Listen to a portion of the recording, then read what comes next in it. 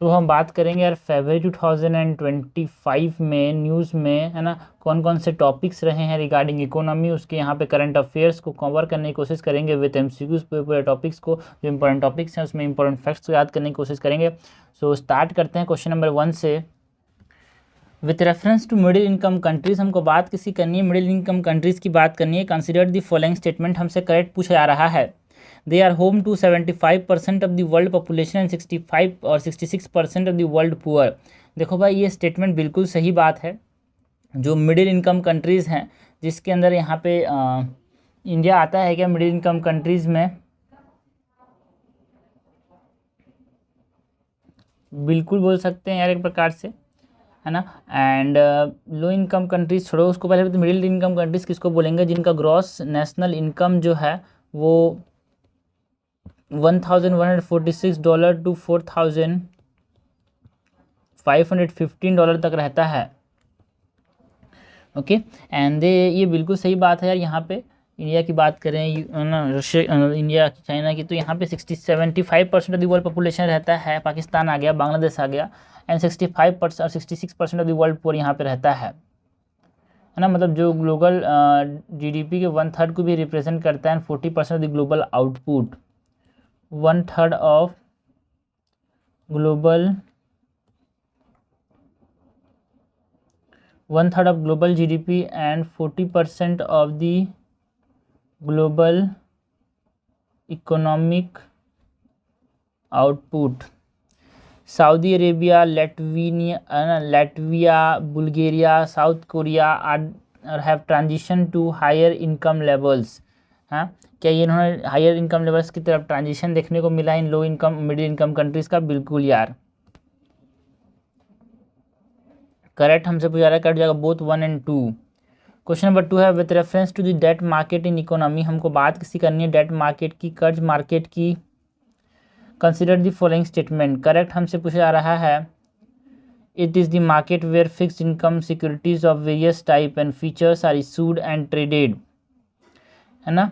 Debt market में क्या होता है भाई? डेट मार्केट के अंदर हाँ बिल्कुल फिक्स्ड इनकम सिक्योरिटीज़ को ट्रेड किया जाता है। एंड ये इकोनॉमिक सर्वे 24-25 जो निकला था उसमें क्या बताया गया था? न्यूज़ में था ना कि इंडिया का जो डेट मार्केट है वो अंडर कैपिटलाइज्ड रहा है, बहुत सारे रिस्की बोरोवर्स रहे हैं जो कि ना एक्सेस नहीं कर पाए हैं इसको। It can be issued bye commercial entities like financial institutions, है ना। बिल्कुल, ये जो हमारे पास डेट मार्केट है उसमें जो डेट इंस्ट्रूमेंट है वो यहाँ पे फाइनेंशियल इंस्टीट्यूशन क्या कर सकते हैं? इशू कर सकते हैं। It can be issued by the central bank and the state bank, है ना। यहाँ पे सेंट्रल एंड स्टेट गवर्नमेंट इसको इशू कर सकता है। जो म्यूनसिपल कॉरपोरेशंस हैं वो यहाँ पे इसको इशू कर सकते हैं। गवर्नमेंट बॉडीज़ इसको इशू कर सकते हैं, है ना। और इसके साथ साथ यहाँ पे अगर बात करें तो कमर्शियल कुछ एंटिटीज़ हैं लाइक फाइनेंशियल बैंक्स, है ना, financial institution, banks, public sector units, ये सब भी इसको यहाँ पे क्या कर सकते हैं? इशू कर सकते हैं, डेट दे सकते हैं।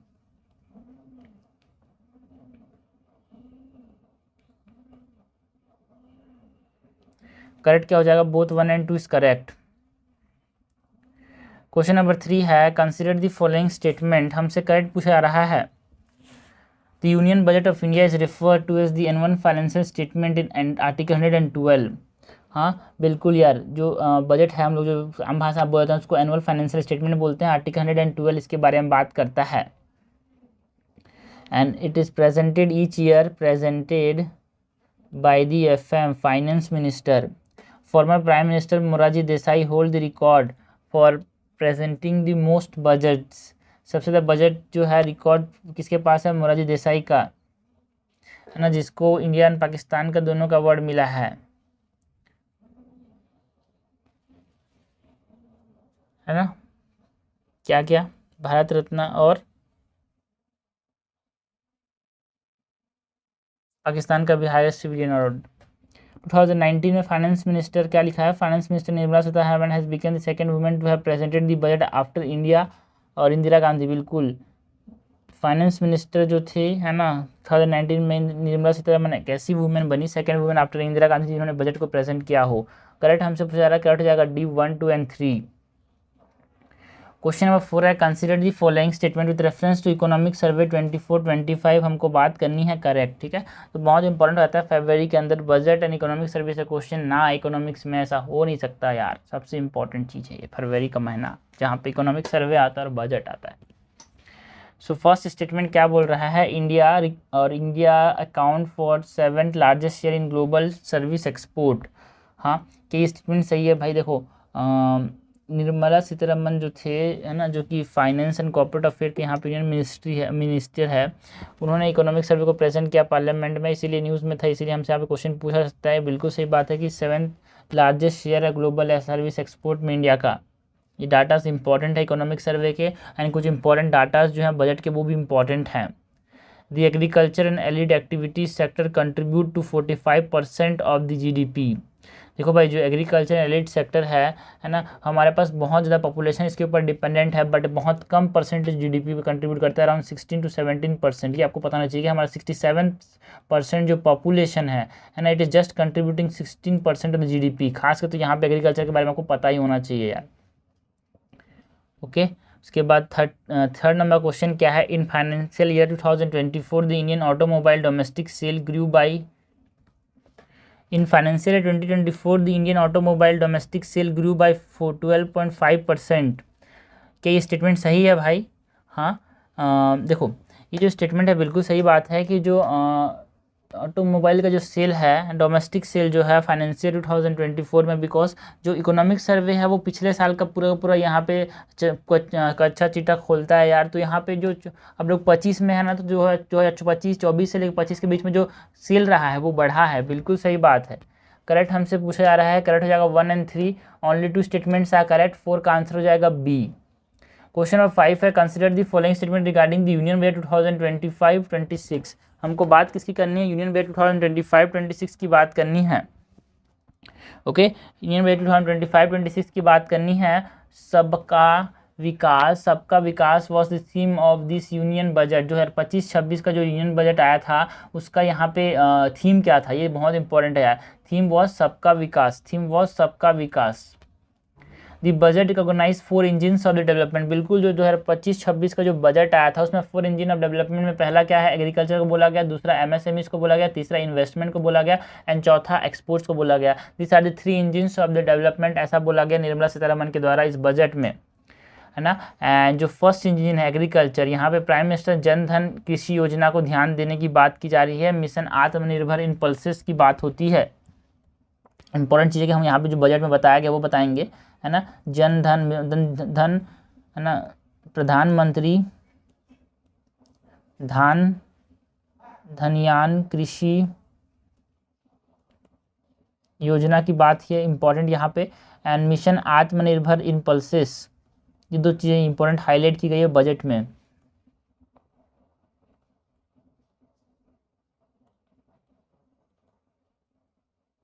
एमएसएमई की बात करें तो यहाँ पे एमएसएमई के रिगार्डिंग बजट में इंपॉर्टेंट जो है वो क्या बताया गया है यार, नेशनल मैन्युफैक्चरिंग मिशन लॉन्च किया गया है। नेशनल मैन्युफैक्चरिंग मिशन जो कि क्या करेगा, मेक इन इंडिया को और भी ज़्यादा अच्छा करेगा। And make in India brand ये है शोकेस करता है, बिकॉज जो नई स्कीम्स हैं वो बोलते हैं हब फॉर टॉयज़, जो है ग्लोबल हब ऑफ टॉयज़ बनने की बात करता है इंडिया को। एंड इसमें मेड इन इंडिया ब्रांड के जो टॉयज़ हैं जो कि हम चाइना से इंपोर्ट करते हैं, बहुत ज़्यादा बड़ा क्वांटिटी में इंपोर्ट करते हैं चाइना से, इसीलिए यहाँ पे मेड इन इंडिया ब्रांड बनाने की बात की थी एमएसएमई सेक्टर में। इन्वेस्टमेंट्स की बात करें तो एक्सीलेंस जो है centre of excellence in artificial intelligence, यहाँ पे इन्वेस्टमेंट करने की बात की AIR। एंड भारतीय भाषा पुस्तक स्कीम जो है, भारतीय भाषा पुस्तक स्कीम यहाँ पे लॉन्च किया। रिगार्डिंग इन्वेस्टमेंट की अगर हम बात करें, जिसमें डिजिटल फॉर्म जो है इंडियन लैंग्वेज के, है ना, for school and higher education यहाँ पे दिए गए थे। एंड ऑल्सो इन्वेस्टमेंट की बात करें तो न्यूक्लियर एनर्जी मिशन यहाँ पे लॉन्च किया गया था, है ना। फोर्थ जो है वो है एक्सपोर्ट्स यार, तो एक्सपोर्ट जो है वहाँ पे एक्सपोर्ट प्रमोशन मिशन लॉन्च किया गया एक प्रकार से, है ना, अनाउंस किया गया export promotion mission. To streamline international trade process the government will also launch Bharat trade net BTN। Bharat trade net यहाँ पे लॉन्च करने की बात की है यार। करेक्ट हमसे पूछा जा रहा है, करेक्ट हो जाएगा C, both 1 and 2 is correct. Question number 6 क्या है यार, consider the following statement with reference to union budget 2025-26। हमसे 25-26 के बजट के बारे में क्वेश्चन मिल रहा है, पूछा रहा है। तो याद रखना फरवरी का मंथ है, बहुत सारे क्वेश्चंस मिलेंगे इकोनॉमिक सर्वे और बजट के ऊपर, बिकॉज पूरा साल भर का इकोनॉमिक्स हमको कहाँ पे एक मंथ में बोले तो फरवरी में देखने को मिल जाता है, पिछले साल का और आने वाले साल का कैसे होने वाला है वो। The FDI limit for the insurance sector is increased from 74% to 100% for the companies which invest their entire premium in India। जो FDI का लिमिट है, फंड इन्वेस्टमेंट का लिमिट है, उसको 75 से 100% तक बढ़ा दिया गया है जो नया बजट आया है उसमें, बिकॉज हम यहाँ पे सबका विकास की बात करते हैं, है ना। सो ये स्टेटमेंट बिल्कुल सही बात है यार, उनकी इन्वेस्टमेंट लिमिट को यहाँ पे बढ़ा दिया गया है, परसेंटेज में 74 से 100 कर दिया गया है ना। तो एक तरह से फॉरेन डायरेक्ट इन्वेस्टमेंट का लिमिट जो इंश्योरेंस है उसको बढ़ाया गया है, यूनियन मिनिस्टर का ये बताया गया। Fiscal deficit target at 4.4% of GDP, है ना। बिल्कुल यार, यहाँ पे जो फिस्कल डेफिसिट टारगेट है उसको 4.4% ऑफ GDP लाने की बात की जा रही है, ये भी सही बात है। Individual earning up to 12 lakhs annually will not have to pay any income tax under the new regime. क्या बिल्कुल सही है, पहले ये 10 लाख तक था, है ना, अब उसको 12 लाख कर दिया गया। जो 12 लाख तक कमाते हैं उनको यहाँ पे क्या नहीं करना पड़ेगा, इनकम टैक्स देना नहीं पड़ेगा। दैट इज़ जो मंथली 1 लाख पर मंथ कमाते हैं उससे नीचे वाले को इनकम टैक्स देना नहीं पड़ेगा भाई। So the makhana board in Uttar Pradesh will be establish to improve production. जो ये जो मखाना बोर्ड है वो बिहार के अंदर इस्टेब्लिश करने की बात की जा रही है, to improve the production processing and marketing of makhana. So this is incorrect. Correct हमसे पूछा जा रहा है, करेक्ट क्या हो जाएगा यार, यहाँ पे करेक्ट हो जाएगा 1, 2 and 3, आंसर हो जाएगा ए। क्वेश्चन नंबर 7 है, consider the following statement which are the statement given above is are correct. हमसे करेक्ट पूछा जा रहा है, India is the largest producer of pulses in the world. बिल्कुल यार, इंडिया जो है वो लार्जेस्ट प्रोड्यूसर है, कंज्यूमर है एंड इम्पोर्टर है ऑफ द पल्सेस, ये सही स्टेटमेंट है। Uttar Pradesh is the largest producer of pulses in India. देखो भाई, ये मध्य प्रदेश है क्या, लार्जेस्ट प्रोड्यूसर कौन है इंडिया के अंदर, है ना, जो मध्य प्रदेश है। एंड महाराष्ट्र की बात करें, मध्य प्रदेश, महाराष्ट्र एंड राजस्थान जो है ये टॉप प्रोड्यूसर्स स्टेट्स में आते हैं, नॉट उत्तर प्रदेश। सो ये इन कैट हो जाएगा, कैट हो जाएगा A1 ओनली। क्वेश्चन नंबर 8 है, with reference to cardamom consider the following statement. Correct पूछा जा रहा है कार्डमम के बारे में, है ना। कार्डमम मतलब यहाँ पे दालचीनी की बात की जा रही है। Consider the following statement, it belongs to the same botanical family as ginger and turmeric. बिल्कुल, जो कार्डमम है वो सेम जिंजर एंड टर्मरिक जो है, हल्दी और चंदन जो है, हल्दी क्या बोलता हूँ, चंदन नहीं भाई, हल्दी और जो क्या बोलते हैं इसको यार, अदरक के फैमिली से बिलोंग करता है जो दालचीनी है। बिल्कुल सही बात है। India is the world largest producer of cardamom. No, largest producer जो है वो कौन है भाई, ग्वाटेमाला, इनका बनाना ही बहुत फेमस है। India is the second largest producer, ठीक है। एंड ये एवरग्रीन फॉरेस्ट में मिलता है भाई, वेस्टर्न घाट में इंडिया की बात करें तो, है ना, साउथ इंडिया के अंदर। Kerala is the largest cardamom producing states in India. बिल्कुल, केरला जो है कार्डेमम में केरला नंबर में है, पर दुनिया में ग्वाटेमाला, जो कि कहाँ पे है, ये सेंट्रल अमेरिका में बात कर सकते हैं, ये नॉर्थ अमेरिका, ये साउथ अमेरिका, यहाँ पे कुछ है मैक्सिको के नीचे साइड, यहाँ पे ग्वाटेमाला, कोस्टारिका। करेक्ट हमसे पूछा जा रहा है, करेक्ट हो जाएगा C1 and 3 only. Question number 9 है, consider the following statement regarding makhanas. देखो भाई, बहुत ज़्यादा न्यूज़ में रहे थे मखानास जो है फरवरी के अंदर इकोनॉमिक्स में, इसलिए हमारे पास क्वेश्चन पूछा जा सकता है। It is known for the fox nut and is harvested from the euryale ferox plant. देखो भाई, ये जो मखानास होते हैं न्यूज़ में क्यों था, बिकॉज सुपर फूड को है, जो कि यहाँ पे एक मखाना जेड जो हम बोल रहे हैं, लाइक टू कॉल इट, जो प्लांट पॉप जो हम बोलते हैं मखानास को, है ना। तो लोटस सीड जो हो गया, है ना, सिंपली जिसको हम बोल सकते हैं मखानास, वो जो है वो एक तरह सुपर फूड थे, इसीलिए यहाँ पे न्यूज़ में थे यार, इसीलिए हमसे पूछा जा रहा है। स्पॉटलाइट था इंडिया की ईयर के इस साल के बजट में, जो इसीलिए न्यूज़ में है। West Bengal alone contribute to the 90% of the world total production. ये स्टेटमेंट सही बात है यार। सबसे ज़्यादा कहाँ पे प्रोडक्शन देखने को मिलता है इंडिया के अंदर, Bihar.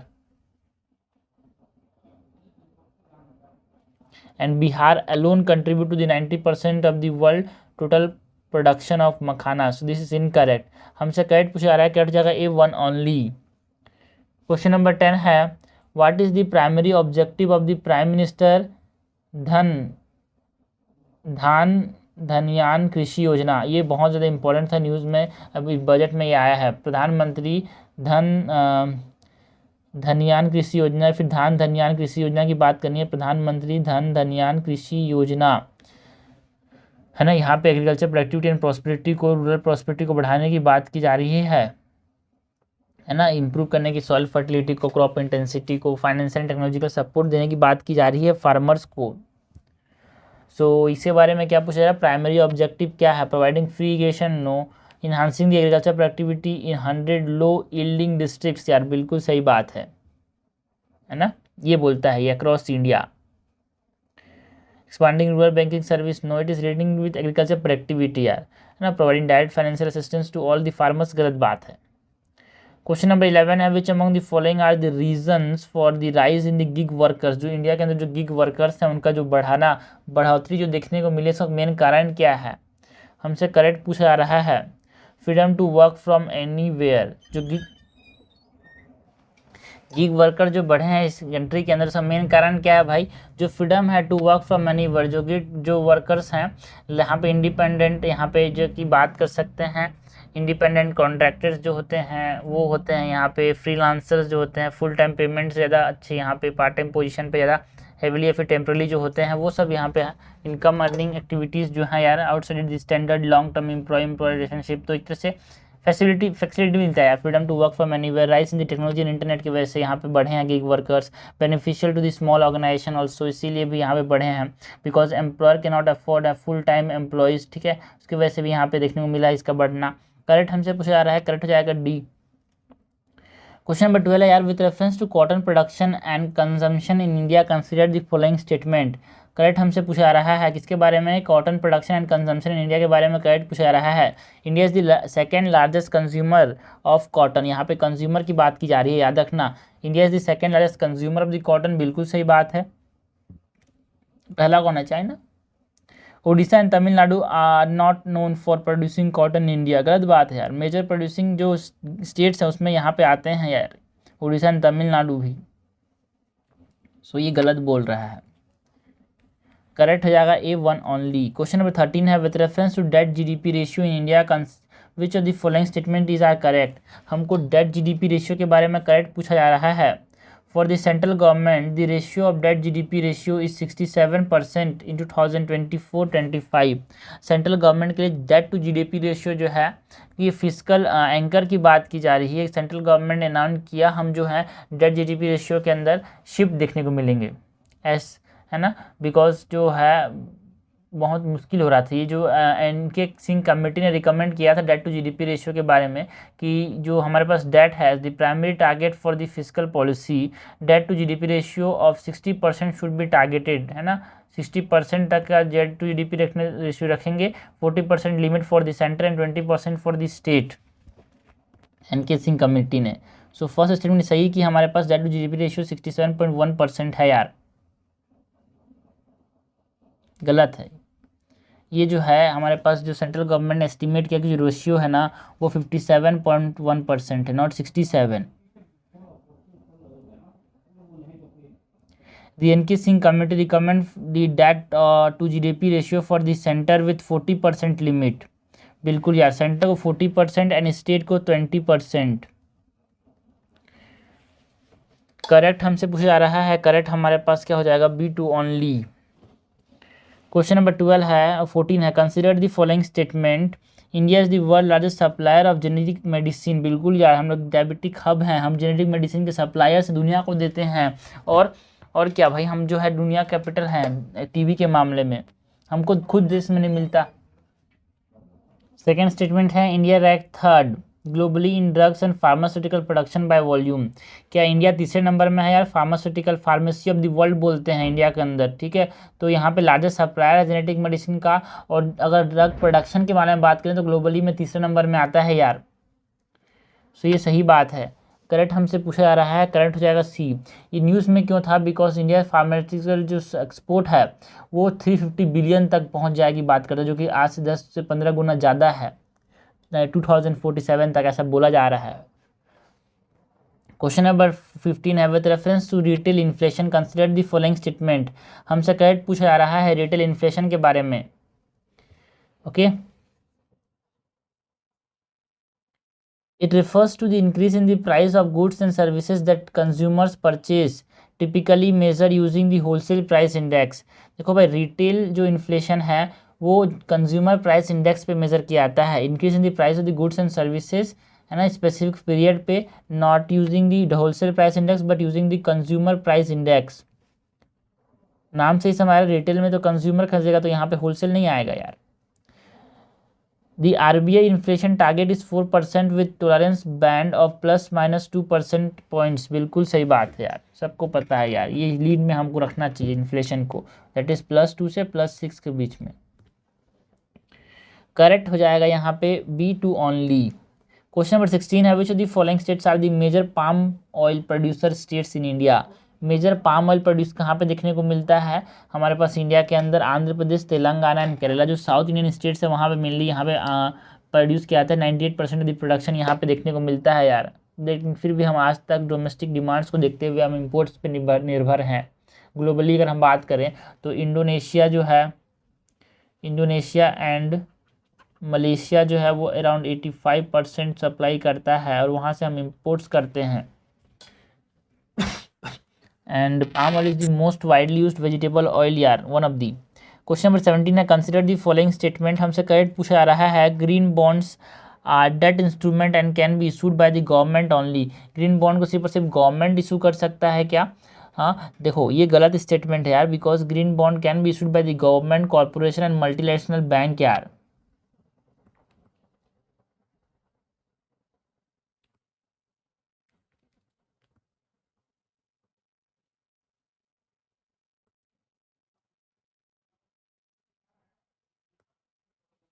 So this is incorrect.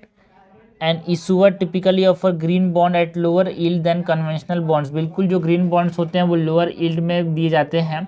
Context क्या है भाई? बहुत सारे इमर्जिंग मार्केट्स हैं जिसमें इंडिया जो है सोवरेन ग्रीन बॉन्ड को हेल्प कर रहा है from transition to a low carbon economy, है ना, लो कार्बन इकोनॉमी के लिए तब जानने के लिए। बिकॉज ये जो ग्रीन बॉन्ड्स हैं वो क्या होते हैं, जैसे क्लाइमेट रेजिलियंस को बढ़ाते हैं कि इस बॉन्ड को लो और आप ग्रीनरी पे इन्वेस्ट करो। ऐसे चीज़ें जो कि आप ग्रीनरी वाले जो चीज़ इन्वायरमेंट फ्रेंडली चीज़ें उस पर आप इन्वेस्ट कर सकते हो। करेक्ट हो जाएगा B2 ओनली, ना, लोअर कॉस्ट में यहाँ पे ले सकते हैं इसको। ग्रीन इन्वेस्टमेंट ज़्यादा अट्रैक्ट करता है ये ऐसे फ्रेट्स में जो कि ज़्यादा एनर्जी विसर्जन नहीं करते। क्वेश्चन नंबर 18 है, उत्सर्जन sorry. Which among the following are the reason responsible for the transition of the working middle class in India from public to private sector. जो वर्किंग मिडिल क्लास है वो पब्लिक से private sector की तरफ जा रहा है, उसका मेन कारण क्या है? हाँ, इकोनॉमिक लिबरलाइजेशन। बिल्कुल, मिडिल क्लास जो है एक तरह से इंडिपेंडेंस के बाद एक तरह से पब्लिक सेक्टर के, है ना, जो क्रिएट किया था पब्लिक सेक्टर, उसके बाद ट्रांसफॉर्मेशन के बहुत सारे रीजन में हमारे पास इकोनॉमिक लिबरलाइजेशन था। 1991 के जो इकोनॉमिक रिफॉर्म्स आए थे उससे ग्रोथ हुआ, प्राइवेट सेक्टर का ज़्यादा जॉब अपॉर्चुनिटीज़ हुए, उसकी वजह से जो पब्लिक सेक्टर था उससे लोग प्राइवेट सेक्टर की तरफ जाने लगे। लिमिटेड पब्लिक सेक्टर जॉब्स, बिल्कुल सही बात है। हमारे पास पब्लिक सेक्टर में जॉब की कमी है यार, इसलिए लोग क्या कर रहे हैं, प्राइवेट सेक्टर की तरफ जा रहे हैं, बिकॉज वो स्टैग्नेटेड भी है, वहाँ पे कंपटीशन बहुत ज़्यादा है। सो उसकी वजह से पब्लिक सेक्टर से लोग प्राइवेट सेक्टर की तरफ जा रहे हैं, मजबूर भी है एक तरह से। Increase employment in agriculture sectors, यार एम्प्लॉयमेंट जो है जैसे सेक्टर में कम होता तो लोग कहाँ जाते? प्राइवेट सेक्टर की तरफ। यहाँ पे एम्प्लॉयमेंट जो है वो चैलेंजिंग रहा है, कम होते रहा है मिडिल क्लास का, है ना, तो उसके लिए यहाँ पे देखिए दिन प्रतिदिन एग्रीकल्चर जो है वो कम होते जा रहा है। सो इंक्रीज एम्प्लॉयमेंट बोल रहा है, गलत बात है यार। हमसे करेक्ट पूछा जा रहा है, करेक्ट हो जाएगा यहाँ पे 1 और 2 ओनली, आंसर हो जाएगा ए। क्वेश्चन नंबर 19 है, with reference to India's textile industry which of the following statement is are correct. India के टेक्सटाइल इंडस्ट्री के बारे में करेक्ट पूछा जा रहा है। India is the 6th largest exporter of textile globally, contributing to 18.21% of the country's total export in 2023-24। देखो भाई, भारत टेक्स 2025 जो है वो इंडिया का ग्लोबल टेक्सटाइल इवेंट है, जो कि यहाँ पे हमको देखने को मिला रिगार्डिंग, इसीलिए तो यहाँ पे ये क्वेश्चन हमसे पूछा जा रहा है, ये न्यूज़ में था, जो कि दिल्ली के अंदर हुआ था, जो कि कंट्री के हाईलाइट टेक्सटाइल जो इनोवेशन है उनको हाईलाइट कर रहा था और इंटरनेशनल ट्रेड अपॉर्चुनिटीज़ को यहाँ पे हाईलाइट कर रहा था। तो इंडिया 6th लार्जेस्ट एक्सपोर्टर है क्या टेक्सटाइल का ग्लोबली? बिल्कुल यार, बट यहाँ पे इट कंट्रीब्यूट टू 18%, बोरा नो, इट कंट्रीब्यूट अराउंड 8%, है ना। सो 23-24 में 8% तक कंट्रीब्यूट किया, तो ये गलत हो जाएगा। ये देखो ये डाटा जो है जो हमको याद रखना है यार इकोनॉमिक्स में, ठीक है। ये तो बजट का इंपॉर्टेंट चीज़ है, जो इंपॉर्टेंट चीज़ है, कहीं डाटा याद करने की जरूरत नहीं है, बट इकोनॉमिक्स में डाटा याद रखना, बिकॉज ये डाटा से क्वेश्चन आ जाता है। The United States and European Union account for 47% of the India's textile and apparel export। United states में से यहाँ पे हमारा एक्सपोर्ट जाता है, यूरोपियन यूनियन में हमारा एक्सपोर्ट जाता है क्या? बिल्कुल सही बात है यार, हमारे पास जो एक्सपोर्ट करते हैं वो यूनाइटेड स्टेट्स और यूरोपियन यूनियन में भेजते हैं। करेक्ट हमारे पास क्या हो जाएगा? करेक्ट हमारे पास जो हो जाएगा वो हो जाएगा B2 ओनली। क्वेश्चन नंबर 20 है, consider the following statement regarding the urban cooperative bank UCBs की बात करनी है। Correct, urban cooperative banks operate only in urban areas and can not function in semi urban areas. गलत बात है भाई, जो अर्बन कोऑपरेटिव बैंक्स है वो अर्बन के साथ साथ रूरल सेमी अर्बन एरियाज में भी फंक्शन कर सकते हैं, है ना, कोई अर्बन एरियाज में लिमिटेड नहीं है ये। So this is incorrect.